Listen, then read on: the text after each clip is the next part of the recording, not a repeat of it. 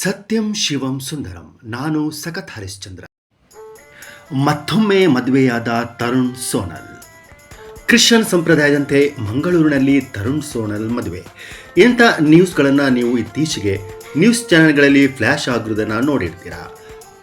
ಬೆಂಗಳೂರಿನಲ್ಲಿ ಅದ್ಧೂರಿಯಾಗಿ ಹಿಂದೂ ಸಂಪ್ರದಾಯದಂತೆ ಮದುವೆಯಾದ ತರುಣ್ ಸೋನಲ್ ಜೋಡಿಯು ಮಂಗಳೂರಿನಲ್ಲಿ ಮತ್ತೊಮ್ಮೆ ಕ್ರಿಶ್ಚಿಯನ್ ಸಂಪ್ರದಾಯದಂತೆ ಮದುವೆಯಾಗಿದ್ದಾರೆ. ಒಂದು ಸಾರಿ ಹಿಂದೂ ಸಂಪ್ರದಾಯದಂತೆ ತಾಳಿ ಕಟ್ಟಿ ಗಂಡ ಹೆಂಡತಿ ಅನಿಸಿಕೊಂಡ ನಂತರ ಮತ್ತೊಮ್ಮೆ ಕ್ರಿಶ್ಚಿಯನ್ ಸಂಪ್ರದಾಯದಂತೆ ತಾಳಿ ಕಟ್ಟುವ ಅಗತ್ಯ ನಿಜವಾಗ್ಲೂ ಇದೆಯಾ? ತರುಣ್ ಸೋನಲ್ ಜೋಡಿಗೆ ಇದರ ಅಗತ್ಯ ನಿಜವಾಗ್ಲೂ ಇಲ್ಲದಿರಬಹುದು, ಆದರೆ ಅವರ ಮನೆಯವರಿಗೆ ಇದರ ಅಗತ್ಯ ಖಂಡಿತ ಇರಬಹುದು. ಹೇಳಿ ಕೇಳಿ ಸೋನಲ್ ಕ್ರಿಶ್ಚಿಯನ್ ಧರ್ಮಕ್ಕೆ ಸೇರಿದವರು.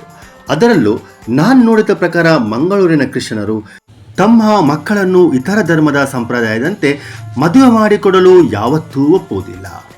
ಹಾಗಾದರೆ ತರುಣ್ ರವರು ಹಿಂದೂ ಸಂಪ್ರದಾಯದಂತೆ ಮೊದಲು ಮದುವೆ ಯಾಕೆ ಆಗಿರುವುದು? ತರುಣ್ ರವರು ಒಬ್ಬ ಸೆಲೆಬ್ರಿಟಿ. ಹಿಂದೂ ಸಂಪ್ರದಾಯದಂತೆ ಮದುವೆ ಆಗದೇ ಇದ್ರೆ ಹಿಂದೂ ಅಭಿಮಾನಿಗಳ ಕೆಂಗಣ್ಣಿಗೆ ಗುರಿಯಾಗುವ ಸಾಧ್ಯತೆಗಳಿವೆ. ಸೋಷಿಯಲ್ ಮೀಡಿಯಾಗಳಲ್ಲಿ ಟ್ರೋಲ್ ಆಗುವ ಬದಲು ಮೊದಲು ಹಿಂದೂ ಸಂಪ್ರದಾಯದಂತೆ ಮದುವೆಯಾಗಿ ಅಭಿಮಾನಿಗಳನ್ನು ತಣ್ಣಗೆ ಮಾಡಿ ಆಮೇಲೆ ಕ್ರಿಶ್ಚಿಯನ್ ಸಂಪ್ರದಾಯದಂತೆ ಮದುವೆ ಆಗೋಣ ಅಂತ ಅನಿಸಿರಬೇಕು. ಆದರೆ ಇಲ್ಲೊಂದು ಪ್ರಾಬ್ಲಮ್ ಇದೆ. ಕ್ರಿಶ್ಚಿಯನ್ ಸಂಪ್ರದಾಯದಂತೆ ಮದುವೆ ಆಗಬೇಕಾದ್ರೆ ಬೇರೆ ಧರ್ಮದ ಗಂಡು ಅಥವಾ ಹೆಣ್ಣು ಮೊದಲು ಕ್ರಿಶ್ಚಿಯನರಾಗಿ ಕನ್ವರ್ಟ್ ಆಗಬೇಕು, ತಮ್ಮ ಹೆಸರನ್ನು ಬದಲಾಯಿಸಿಕೊಳ್ಬೇಕು. ಆಮೇಲೆ ಚರ್ಚಲ್ಲಿ ಫಾದರ್ ಇವರಿಬ್ಬರಿಗೆ ಮದುವೆಯನ್ನು ಮಾಡಿಕೊಡುತ್ತಾರೆ. ಹಾಗಾದರೆ ತರುಣ್ ಅವರು ತಮ್ಮ ಧರ್ಮವನ್ನು ಬದಲಿಸಿಕೊಂಡಿದ್ದಾರಾ?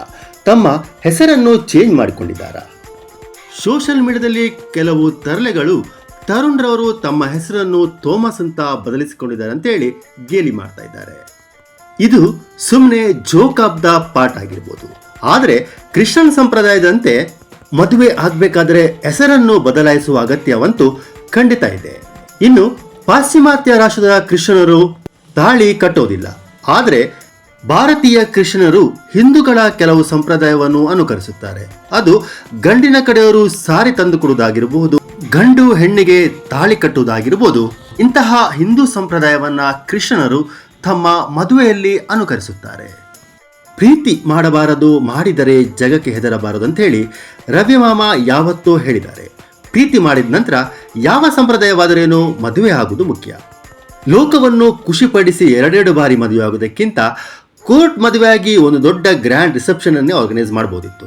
ಆದರೆ ಇದಕ್ಕೆಲ್ಲ ತರುಣ್ ಮನೆಯವರು ಒಪ್ಕೊಂಡ್ರು, ಸೋನಲ್ ಮನೆಯವರು ಒಪ್ಕೊಳ್ಬೇಕಲ್ಲ. ಈ ರೀತಿ ಮಾಡುವುದರಿಂದ ಕ್ರಿಶ್ಚಿಯನ್ ಧರ್ಮಕ್ಕೆ ಮಹತ್ವ ಇಲ್ಲದಂತಾಗುತ್ತೆ. ತಮ್ಮ ಧರ್ಮದ ಮಹತ್ವವನ್ನು ಲೋಕಕ್ಕೆ ತೋರಿಸಬೇಕಲ್ಲ. ಅದಕ್ಕೆ ಯಾರಿಗೂ ಬೇಜಾರು ಬೇಡ ಅಂತ ಹೇಳಿ ತರುಣ್ ಮತ್ತು ಸೋನಲ್ ಎರಡೂ ಸಂಪ್ರದಾಯದಂತೆ ಮದುವೆಯಾಗಿದ್ದಾರೆ. ಒಟ್ಟಾರೆ ಸೆಲೆಬ್ರಿಟಿ ಸ್ಟೇಟಸ್ ಇರುವವರು ತಮ್ಮ ಇಮೇಜ್ ಅನ್ನು ಮೇಂಟೈನ್ ಮಾಡಿಸಿಕೊಳ್ಳಲು ಹರಸಾಹಸ ಪಡಬೇಕಾಗುತ್ತೆ. ಏನೇ ಆಗಲಿ ನವದಂಪತಿಗಳು ಖುಷಿಯಾಗಿರಲಿ ಅಂತ ಹಾರೈಸೋಣ. ತಮಗೆಲ್ಲ ಏನು ಅನಿಸ್ತಾ ಇದೆ? ತರುಣ್ ಸೋನಲ್ ರವರು ಎರಡೆರಡು ಮದುವೆ ಆಗಿರೋದು ಸರಿನಾ? ತರುಣ್ ರವರು ಕ್ರಿಶ್ಚಿಯನ್ ಧರ್ಮಕ್ಕೆ ಪರಿವರ್ತನೆ ಆಗಿರ್ಬೋದಾ? ತಮ್ಮ ಹೆಸರನ್ನು ಬದಲಿಸಿಕೊಂಡಿರ್ಬೋದಾ? ಕಮೆಂಟ್ ಮಾಡಿ ತಿಳಿಸಿ. ಜೈ ಹಿಂದ್, ಜೈ ಕರ್ನಾಟಕ.